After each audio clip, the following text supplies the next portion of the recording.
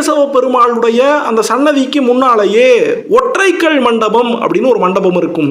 18 அடி நீளத்துக்கு 3 அடி உயரத்துக்கு இருக்கக்கூடிய அந்த சின்ன மண்டபமானது ஒரே கல்லில் உருவாக்கப்பட்ட மண்டபம். இதே மாதிரி ஒரு ஒற்றைக்கல் மண்டபமானது ஆதிகேசவ பெருமாள் கோயில் இருக்கிற மாதிரியே அனந்த பத்மநாப சுவாமி கோயில் திருவனந்தபுரம் கோயிலையும் உருவாக்கப்பட்டிருக்கு.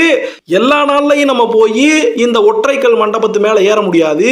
சில குறிப்பிட்ட நாள்களில் மட்டும் அது மேலே ஏறி போய் நம்ம சாமி கும்பிட்றதுக்கு அவங்க அனுமதி கொடுப்பாங்க. அது மட்டும் இல்லாமல் சில நேரங்களில் இந்த திருவிழா நேரங்களில் அந்த ஒற்றைக்கல் மண்டபத்தில் உற்சவமூர்த்தி சுவாமியானவர் அந்த இடத்துல எழுந்தருளுவார். இந்த கோயிலில் இருக்கக்கூடிய சிற்பங்கள், கல் தூண்கள், மரச்சிற்பங்கள், இதில் ஏகப்பட்ட அழகுகள் கொட்டி கிடக்குது.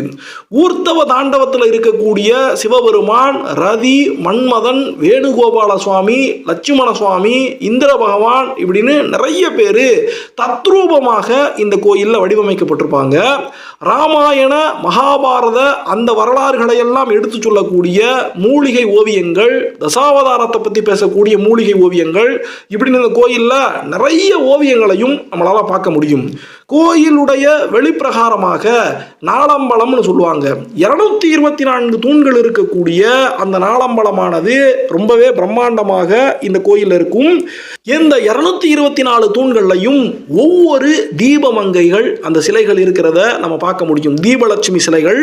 இதில் எல்லா சிலையையும் நம்ம போய் பார்த்தாலும் ஒரு மங்கையை போல, ஒரு தீபமங்கையை போல, ஒரு தீபலட்சுமியை போல இன்னொரு தீபலட்சுமியுடைய சிலையே இருக்காது. அப்படி ஒவ்வொரு சிலையும் வித்தியாசமாக ஒரு வித்தியாசமான பெண்மணி மாதிரியே தத்ரூபமாக வடிவமைக்கப்படும்.